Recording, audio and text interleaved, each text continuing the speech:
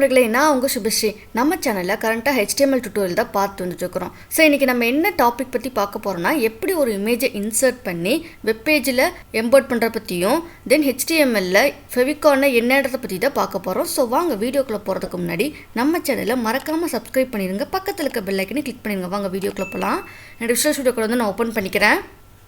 So இப்போ நான் already ஒரு ஃபோல்டர் க்ரியேட் பண்ணிட்டேங்க. அந்த ஃபோல்டரில் இமேஜையும் நான் ஆட் பண்ணிட்டேன். ஸோ இப்போ நீங்கள் ஃபோல்டர் இன்னும் க்ரியேட் பண்ணலைன்னா ஃபஸ்ட்டு நீங்கள் ஒரு டெஸ்க்டாப்லையோ இல்லை டாக்குமெண்ட்லையோ போய் ஒரு ஃபோல்டரை க்ரியேட் பண்ணி இங்கே மேலே பார்த்தீங்கன்னா ஃபைலுன்ற ஒரு ஆப்ஷன் தெரியுங்களா, அந்த ஃபைலுன்ற ஆப்ஷனை கிளிக் பண்ணி ஓப்பன் ஃபோல்டர் கொடுத்து ஓப்பன் பண்ணிக்கோங்க. இப்போ நம்ம எப்படி ஒரு இமேஜை டவுன்லோட் பண்ணி விஷுவல் ஸ்டுடியோ கோடில் ஓப்பன் பண்ணுறதை பற்றி பார்த்துருவோம். என்னோடய ப்ரௌசர் நான் ஓப்பன் பண்ணிக்கிறேன். ஸோ இப்போ நான் ஃபஸ்ட் இமேஜ் டவுன்லோட் பண்ணிக்கிறேன். அதுக்கு நீங்கள் ரைட் கிளிக் கொடுத்து நான் சேவ் இமேஜ் மட்டும் கொடுத்துக்கிறேன். நான் டெஸ்க்டாப்பில் தாங்க ஃபோல்டர் க்ரியேட் பண்ணியிருக்கேன். ஸோ நான் டெஸ்க்டாப்னு கொடுத்துக்கிறேன். டெஸ்க்டாப்பில் இமேஜின்ற ஒரு ஃபோல்டர் தான் கொடுத்துருக்கேன். ஸோ இமேஜை நான் கிளிக் பண்ணி நான் அதெல்லாம் டவுன்லோட் பண்ணிக்க போகிறேன். ஃபஸ்ட் நீங்கள் ஃபைல் நேம் கொடுத்துக்கணும். இப்போ நேச்சுரல்னு ஒரு ஃபைல் நேம் கொடுத்து இப்போ JFFF ஃபைல் அப்படின்னு இருக்கிறதுனால நீங்கள் .jffi அப்படின்னு கொடுத்து நீங்கள் சேவ் பண்ணலாம். இல்லைனா நீங்கள் .jpgன்னு கொடுத்து சேவ் பண்ணிக்கலாம். இப்போ நீங்கள் ஒரு JPG இமேஜ் டவுன்லோட் பண்ணுறீங்கன்னா .jpg எக்ஸ்டென்ஷன் கொடுத்து தான் சேவ் பண்ணணும். நீங்கள் ஒரு PNG இமேஜை டவுன்லோட் பண்ணுறீங்கன்னா .png எக்ஸ்டென்ஷன்ஸ் கொடுத்து தான் சேவ் பண்ணணும். ஸோ இப்போ நான் JPGன்னு கொடுத்துக்கிறேன், சேவ் பண்ணிக்கிறேன். ஸோ இப்போ எனக்கு விஷுவல் ஸ்டுடியோவில் பார்த்தீங்கன்னா நம்ம இமேஜ் ஃபோல்டரில் natural.jpgன்னு எனக்கு டிஸ்பிளே ஆகிடுச்சு. ஸோ இப்படி தான் நம்ம ஒரு இமேஜை டவுன்லோட் பண்ணி விஷுவல் ஸ்டுடியோக்குள்ள ஓப்பன் பண்ணுவோம். இப்போ நீங்கள் ஒரு ஃபோல்டர் க்ரியேட் பண்ணுறீங்கன்னா அந்த ஃபோல்டருக்குள்ளேயே தான் ஒரு இமேஜ் நீங்கள் டவுன்லோட் பண்ணி வச்சுக்கணும். அப்போ தான் நமக்கு இங்கே ஷோ ஆகும். ஸோ இப்போ ஒரு ஃபைலை க்ரியேட் பண்ணிடுறேன். இது ஃபைல் க்ரியேட் பண்ணுறதுக்கு, இது ஃபோல்டர் க்ரியேட் பண்ணுறதுக்கு இப்போ நான் ஃபைல் க்ரியேட் பண்ணிக்க போகிறேன்.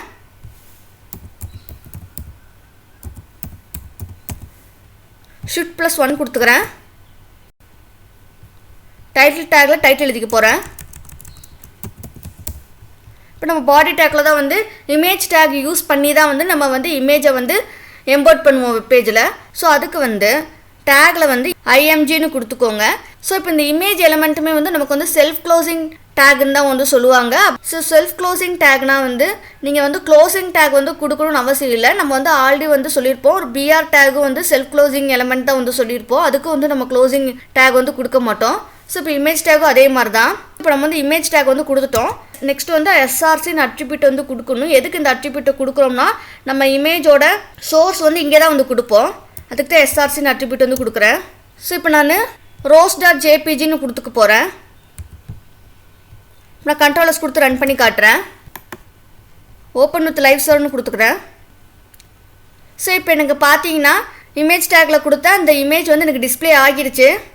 நெக்ஸ்ட் இங்கே ஒரு ஆல்டர்னேட் அட்ரிபியூட்னு கொடுக்க போகிறேன். இந்த ஆல்டர்னேட் அட்ரிபியூட் எதுக்கு நம்ம யூஸ் பண்ணுவோம்னா நம்மளோட இமேஜுக்கு ஒரு ஆல்டர்னேட் டெக்ஸ்ட் கொடுக்குறதுக்கு தான் இந்த ஆல்டர்னேட் அட்ரிபியூட் யூஸ் பண்ணுவாங்க. சப்போஸ் இப்போ நம்மளோட இமேஜ் வெப் பேஜில் டிஸ்பிளே ஆகுனா இந்த ஆல்டர்னேட் அட்ரிபியூட் நம்ம கொடுத்தோம்னா சர்ச் இன்ஜின் ஆப்டிமைசேஷனுக்கு ரொம்ப ஹெல்ப்ஃபுல்லாக இருக்குன்னே சொல்லலாம். சில நாளாக பார்த்தீங்கன்னா நம்ம நெட்வொர்க் கனெக்ஷன்ஸ் ஸ்லோவாக இருக்கிறதுனால நம்ம இமேஜ் டிஸ்பிளே ஆகாது வெப் பேஜில். ஸோ இப்போ நீங்கள் ஆல்டர்னேட் அட்ரிபியூட்டை கொடுத்து நீங்கள் ரன் பண்ணும்போது நம்மளோட இமேஜ் எந்த ஒரு இஷ்யூ இல்லாமல் நம்மளுக்கு டிஸ்பிளே ஆகிடும் கரெக்டாக.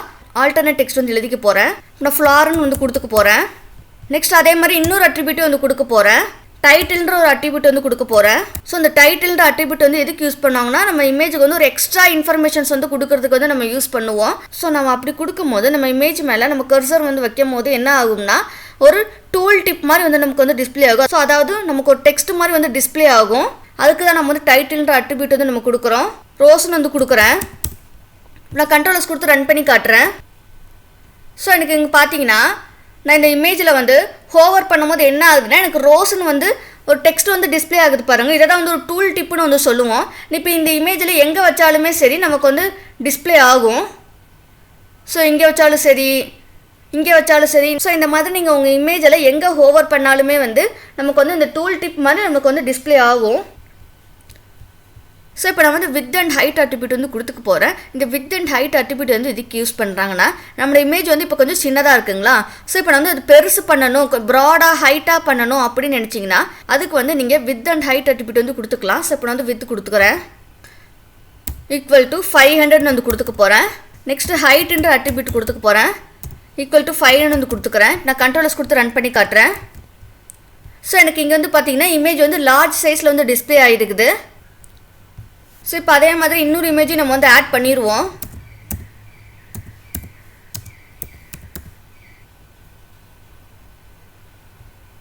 நான் கண்ட்ரோலர்ஸ் கொடுத்து ரன் பண்ணி காட்டுறேன். ஸோ எனக்கு பார்த்தீங்கன்னா இன்னொரு இமேஜ் எனக்கு வந்து டிஸ்பிளே ஆகிடுச்சு. இப்போ நான் ஹோவர் பண்ணும்போது எனக்கு என்ன ஆகுதுன்னா டூல் டிப் மட்டும் எனக்கு வந்து டிஸ்பிளே ஆகுது. நேச்சுரல் வந்து நான் கொடுத்துருந்தேன், அந்த டெக்ஸ்ட் வந்து எனக்கு வந்து டிஸ்பிளே ஆகுது. ஸோ நம்ம இப்படி தான் வந்து ஒரு இமேஜை வந்து இன்சர்ட் பண்ணி வெப் பேஜில் வந்து எம்பர்ட் பண்ணுவோம். நெக்ஸ்ட் வந்து நம்ம ஃபெவிகான்னா என்னென்னு பார்ப்போம். ஸோ எனக்கு இங்கே வந்து பார்த்தீங்கன்னா எல்லா இமேஜஸுமே வந்து நம்ம ஒரு இமேஜ் ஃபோல்டருக்குள்ளே டேரெக்டாகவே நம்ம வந்து டவுன்லோட் பண்ணியிருக்கோம். ஸோ இப்போ நான் வந்து இமேஜஸ் எல்லாமே வந்து ஒரு செப்பரேட் ஃபோல்டர் வந்து டவுன்லோட் பண்ணணும் அப்படின்னு நீங்கள் நினச்சிங்கன்னா ஃபஸ்ட்டு நீங்கள் வந்து ஒரு ஃபோல்டர்னு வந்து இங்கே க்ரியேட் பண்ணிக்கோங்க. இங்கே நியூ ஃபோல்டர் வந்து கொடுத்துக்கோங்க. நான் இப்போ வந்து இமேஜ்னு வந்து கொடுத்துக்கிறேன். இப்போ நான் வந்து ஒரு இமேஜை வந்து டவுன்லோட் பண்ண போகிறேன்.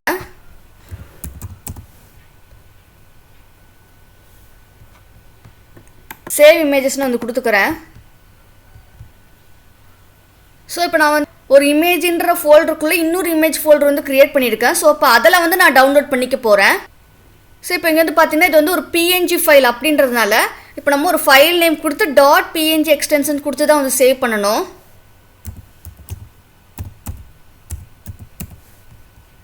சேவ் கொடுத்துக்கிறேன். ஸோ இப்போ எனக்கு வந்து டவுன்லோட் ஆகிடுச்சு. விஷுவல் ஸ்டுடியோ கூட தான் நமக்கு வந்து இருக்கும்.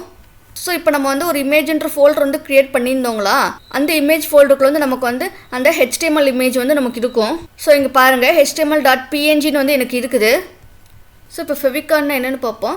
ஃபெவிகான்னா என்னென்னா நம்ம நிறைய வெப்சைட்ஸ் அண்ட் வெப்பேஜஸ்லாம் பார்த்தோம்னா நமக்கு வந்து வெப் ப்ரௌசரோட டேப்பில் வந்து பார்த்தீங்கன்னா ஒரு ஸ்மால் ஐக்கான் மாதிரி வந்து டிஸ்பிளே ஆகும்னா, இப்போ அமேசான் வெப்சைட் எடுத்துக்கிட்டால் அமேசானோட ஐக்கான் வந்து நமக்கு வந்து மேலே வந்து ப்ரௌசரில் வந்து டிஸ்பிளே ஆகும். அதான் வந்து ஃபெவிகான்னு வந்து சொல்லுவோம். ஸோ இப்போ வந்து உங்களுக்கு வந்து ஷோ பண்ணுறத. ஸோ இப்போ வந்து கூகுள்னு எடுத்துக்கிட்டோம்னா இப்போ கூகுளோட ஐக்கான் வந்து நமக்கு வந்து ப்ரௌசரோட டேப்பில் வந்து டிஸ்பிளே ஆகுதுங்களா. ஸோ இந்த மாதிரி நம்மளோட வெப்பேஜ் அண்ட் வெப்சைட்ஸ்லேயும் வந்து எப்படி ஒரு ஐக்கானை வந்து ஆட் பண்ணுறதை பற்றி தான் இப்போ நம்ம பார்க்க போகிறோம். அதை தான் வந்து நம்ம ஃபெவிகான்னு வந்து சொல்லுவோம். அதுக்கு வந்து நீங்கள் உங்கள் ஹெட் டேகுக்குள்ளே தான் வந்து கொடுக்கணும். ஹெட் டேக்குள்ளே லிங்க்னு எலமெண்ட் வந்து கொடுக்கணும்.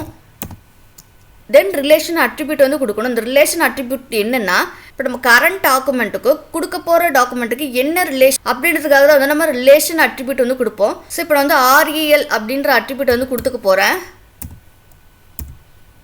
இங்கே வந்து ஐக்கான் வந்து கொடுங்க. இப்போ நம்ம வந்து ஒரு ஐக்கான் தானே ஆட் பண்ண போகிறோம். ஸோ இப்போ நம்ம ஐக்கான் வந்து கொடுக்க போகிறேன். நெக்ஸ்ட் வந்து HREF அட்ரிபியூட் வந்து கொடுத்துக்கோங்க. இந்த HREF அட்ரிபியூட் அப்படின்னா என்னென்னா ஹைப்பர் டெக்ஸ்ட் ரெஃபரன்ஸ்னு வந்து சொல்லுவாங்க. அப்படின்னா நீங்கள் ஒரு ஃபைலோட சோர்ஸ் வந்து கொடுத்துக்கலாம் இங்கே, இல்லைன்னா நீங்கள் வந்து ஒரு பேஜோட URL லிங்க் வந்து இங்கே நீங்கள் கொடுத்துக்கலாம். அதுக்கு தான் வந்து நம்ம HREF அப்படின்னு வந்து யூஸ் பண்ணுவோம். ஸோ இங்கே வந்து நம்ம HTML இமேஜ் வந்து டவுன்லோட் பண்ணியிருந்தோங்களா, அதை தான் வந்து கொடுக்க போகிறோம். ஆனால் நம்ம வந்து ஒரு இமேஜின்ற ஃபோல்டருக்குள்ளே தான் வந்து நம்ம HTML இமேஜ் வந்து டவுன்லோட் பண்ணியிருக்கோம். அதுக்கு வந்து நீங்கள் ஃபஸ்ட்டு இமேஜின்னு வந்து கொடுத்துக்கணும். தென் // கொடுத்து அதுக்கப்புறம் தான் நீங்கள் வந்து HTML.pngன்னு வந்து கொடுக்கணும். ஏன்னா நம்ம இங்கே இமேஜின்ற ஒரு ஃபோல்டர் வந்து க்ரியேட் பண்ணி அதுக்குள்ளே தான் நம்ம வந்து HTML இமேஜை வந்து டவுன்லோட் பண்ணியிருக்கோம். அதனால் ஃபஸ்ட்டு வந்து அந்த ஃபோல்டர் நேமு கொடுத்துக்கணும். அப்புறம் // கொடுத்து அதுக்கப்புறம் தான் நம்ம வந்து இங்கே இமேஜோட சோர்ஸ் வந்து கொடுக்கணும். ஸோ இப்போ நீங்கள் டேரெக்டாகவே ஒரு இமேஜ் வந்து டவுன்லோட் பண்ணியிருந்தீங்கன்னா நீங்கள் வெறும் அந்த சோர்ஸை மட்டும் கொடுத்தாலே போதும். நான் கண்ட்ரோலர்ஸ் கொடுத்து ரன் பண்ணி காட்டுறேன். ஸோ இங்கே வந்து பார்த்திங்கன்னா நமக்கு ப்ரௌசரோட டேப்பில் வந்து HTML இமேஜ் வந்து டிஸ்பிளே ஆகிடுச்சு. ஸோ இதை தான் நம்ம வந்து ஃபெவிகான்னு வந்து சொல்லுவோம். நீங்கள் நிறைய எல்லா வெப்சைட்ஸ்லையும் பார்த்தீங்கன்னா வந்து நமக்கு வந்து மேலே வந்து இந்த மாதிரி ஒரு ஐக்கான் மாதிரி வந்து டிஸ்பிளே ஆகுங்களா. ஸோ அதை தான் வந்து ஃபெவிகான்னு வந்து சொல்லுவோம். ஸோ அவ்வளோதாங்க இந்த வீடியோவில் எப்படி ஒரு இமேஜை வந்து இன்சர்ட் பண்ணி வெப்பேஜில் எம்பர்ட் பண்ணுறதை பற்றியும் பார்த்தோம். ஃபெவிகான்னா என்னன்றதை பற்றியும் பார்த்தோம். உங்களுக்கு ஏதாச்சும் டவுட் இருந்தால் கமெண்ட் செக்ஷனில் மறக்காமல் கமெண்ட் பண்ணிடுங்க. அடுத்த வீடியோவில் நான் உங்களை சந்திக்கிறேன். அது வரைக்கும் நன்றி நண்பர்களே.